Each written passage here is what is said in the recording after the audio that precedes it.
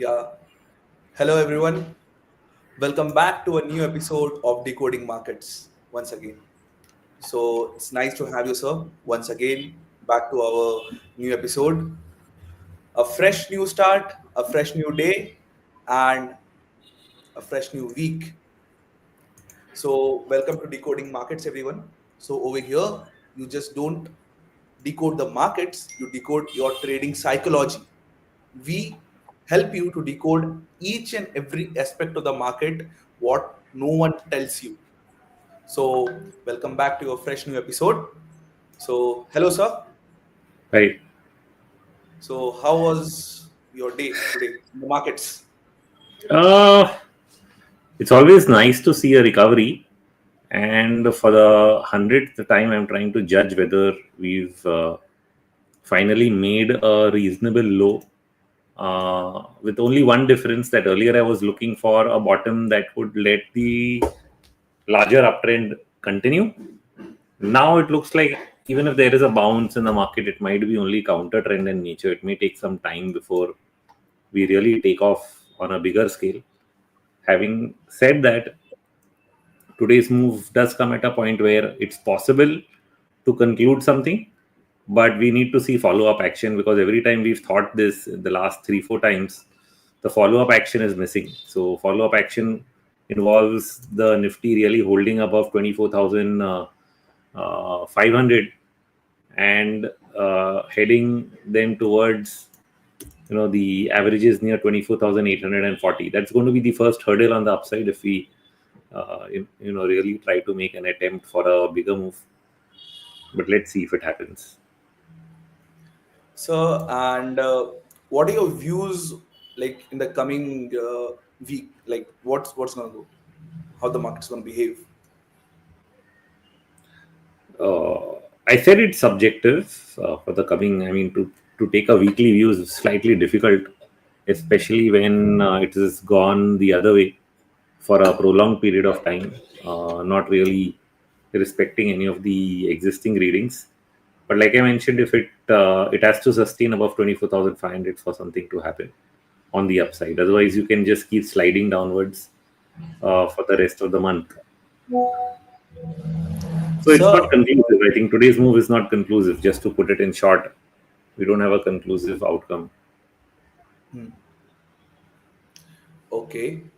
So, heading towards today's first question of the episode.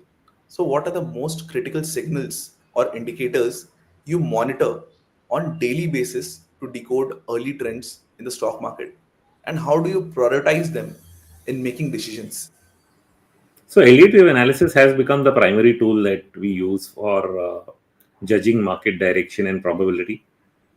It is the only way to measure mass psychology and anticipate potential reversals.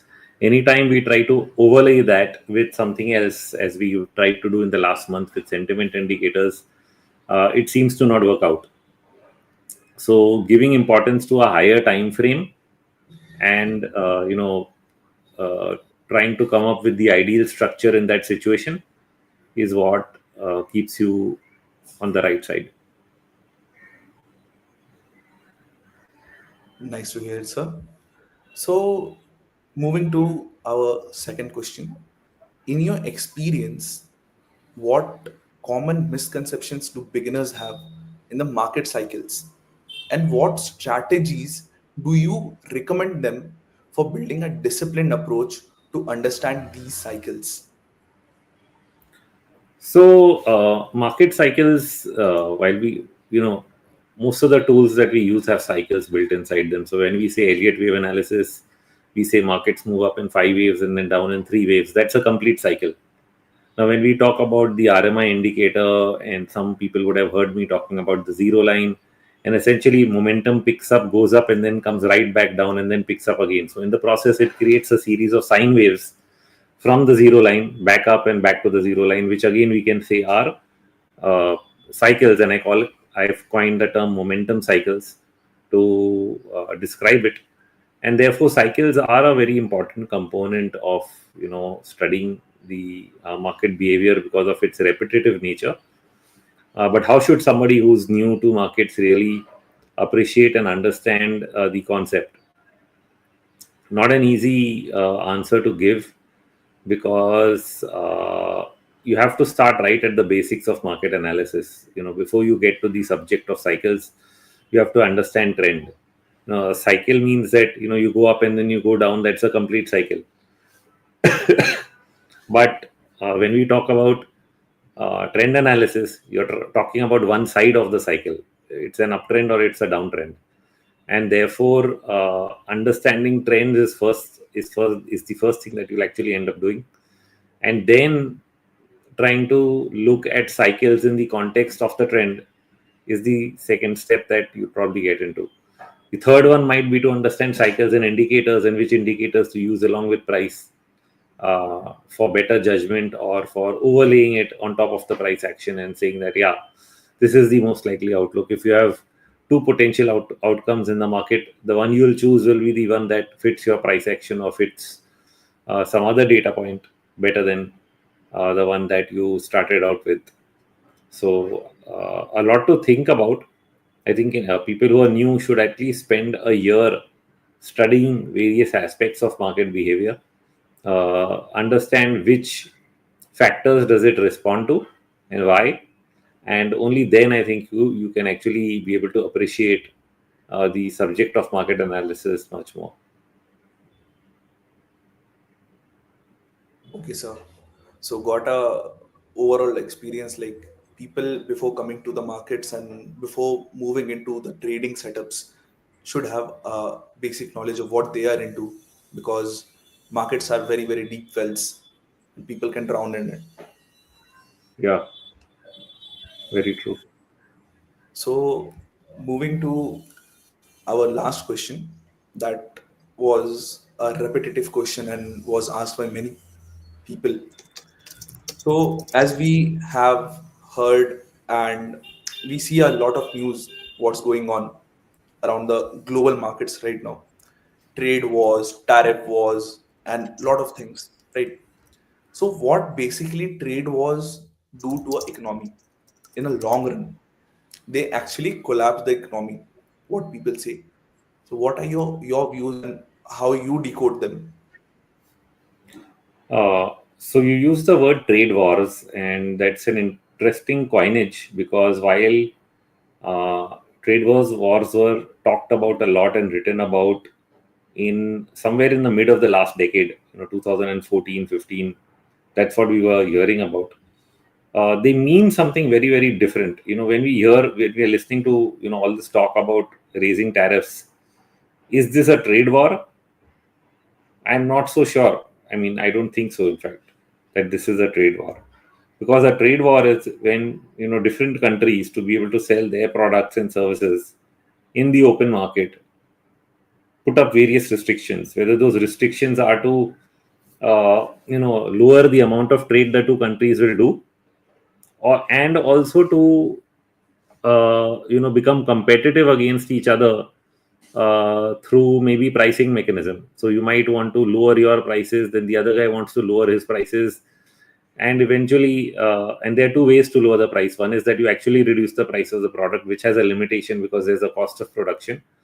The second one is to weaken your currency, and the word trade wars, which comes from the 20s and 30s, essentially refers to currency devaluations that were used back then to fight the world economy with their trade policy. And so if one country would do it, then the next country would do it, and eventually two countries would be weakening their currency to make their products that they were producing cheaper than the other one, and be able to sell more of it in the market. And that is a trade war. Is that what is happening between the US and the rest of the world?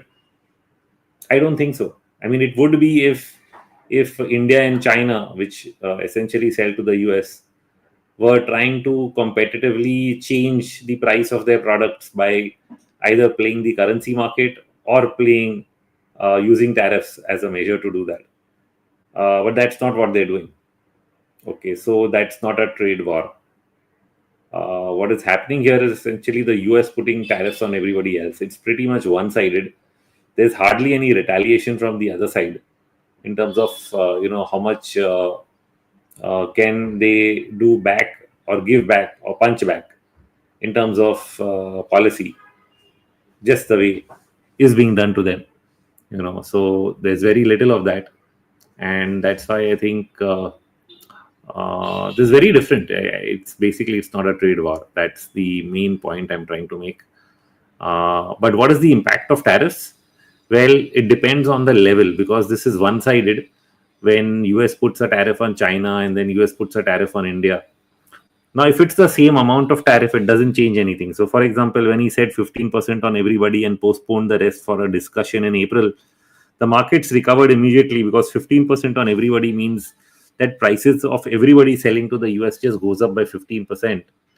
It doesn't impact the competitive landscape. Okay, it just changes price for everyone simultaneously. But now what is happening this month, where specifically each country is being targeted with a different rate, it can have an impact.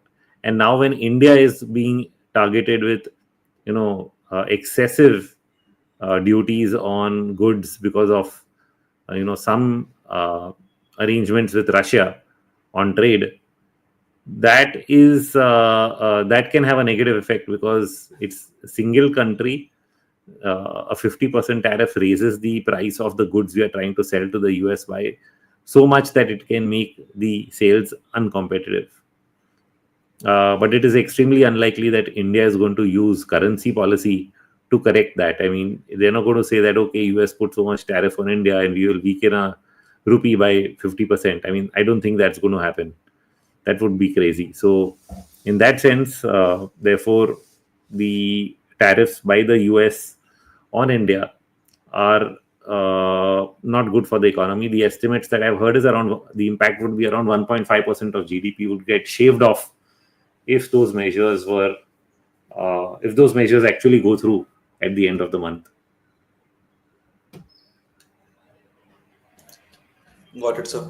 Total overview of what is going on. Actually, it helped. So that's were the three questions for today's session, sir, from my side. So let's move on with the questions what people are asking us. Yeah. So the first question that we have is from Dinesh. Forming an ABC pattern where A is complete and it is now in C. If not, what is the current Elliott wave count? Yeah, it's something like that. I mean, I use markings like WXY when it is more complex, but the implications are the same, that it's Y or C is basically a third wave that is in progress. And the nature or the structure of that third wave is what I'm trying to judge.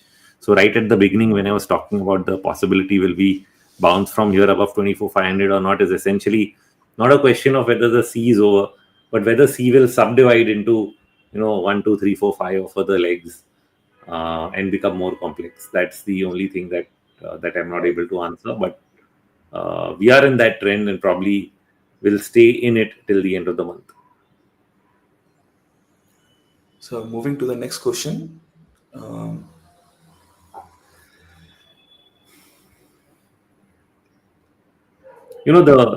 what has happened in the last week, where we actually broke 24 470 or so, which is the previous swing low that we had made in June, has led us to the point where the rally should be marked as an X wave. Now that means that the entire move from the April bottom would be corrective in nature, and that means it's a bit early now. Unlike earlier, where I thought, yeah, it will quickly recover and go up, it's now looking like, no, we should be more patient rather than trying to expect that the next wave will start. Are we in fifth? No, I don't think the next wave up will be the fifth. I have a different view. That view has been discussed in great detail in Weekend with India Charts episode 209 this weekend. So I'm not going to give it away over here. If you want to really get into that discussion, I would suggest you look at WWIC for the weekend that we've published at Indiacharts.com.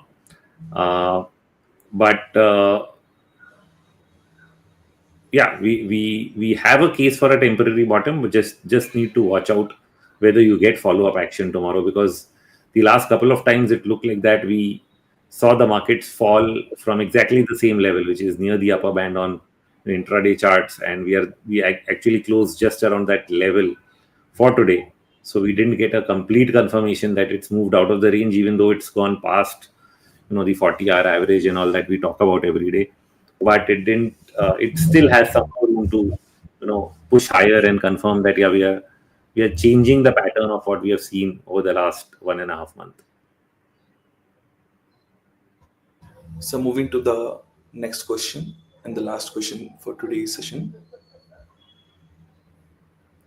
Do you see US debt trap and it's a bubble formation on Nasdaq and S&P would eventually hit global markets sooner or later? The answer is no. While the debt problem has been highlighted and known to the world for more than a decade, it's something we have been reading about since the great financial crisis, so called. But what the GFC essentially did is it transferred the risk from the private sector to the public sector. Okay, so that means that all the private sector debt was bailed out and it is taken on by the public sector, meaning the government.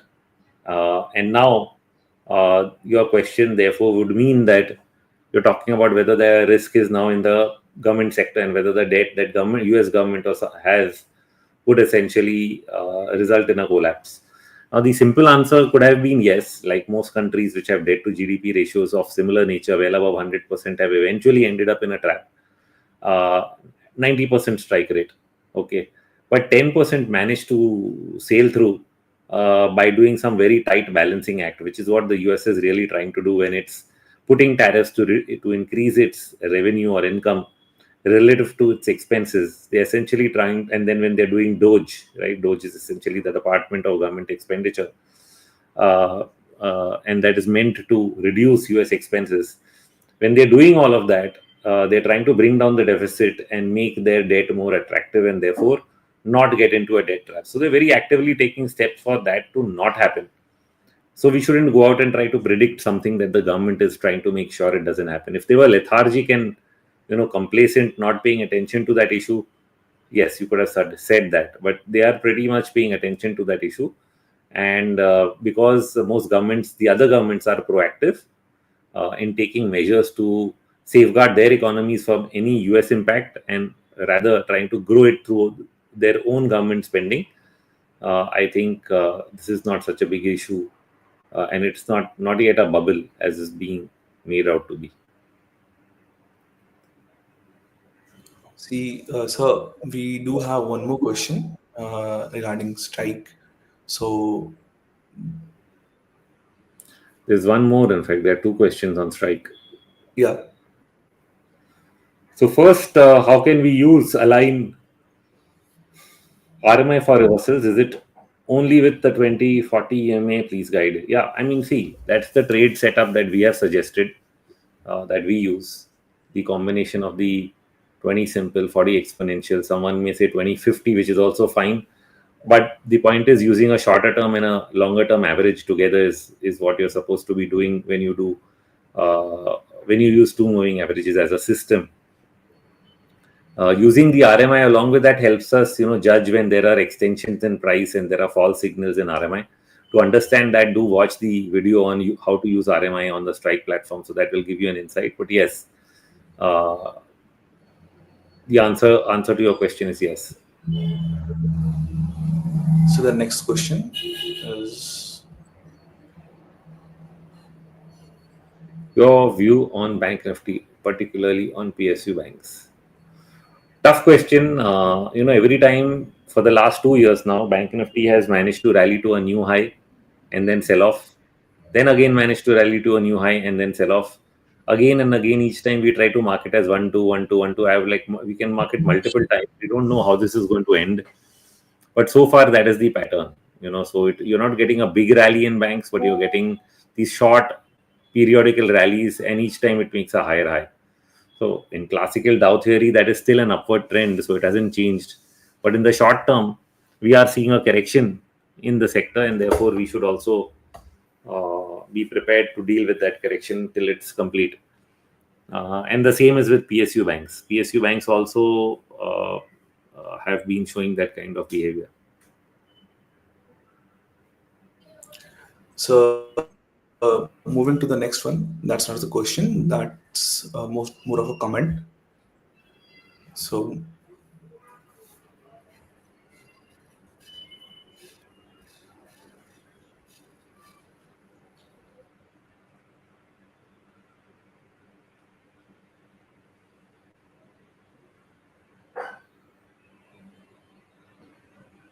Yeah, it's more of a comment. So I would just say, yeah, thanks, Mahesh, for the shout out. And sentiment indicators, I think, are the cornerstone of what we do, or we did for many years. I had these on Excel sheets, so very happy to share them and make them part of everybody's daily routine.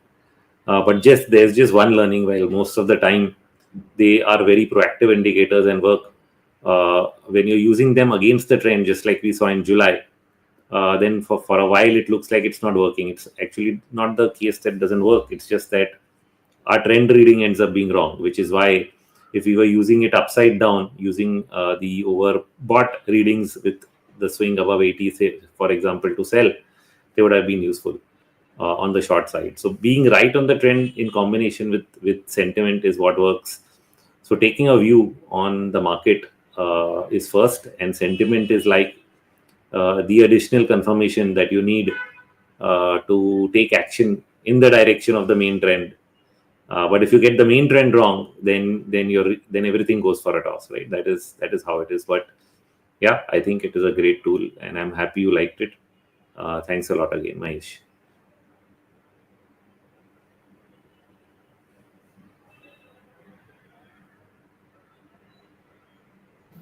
that's all for today's questions, sir. There are some few more questions, but we already crossed the 3 questions mark for today.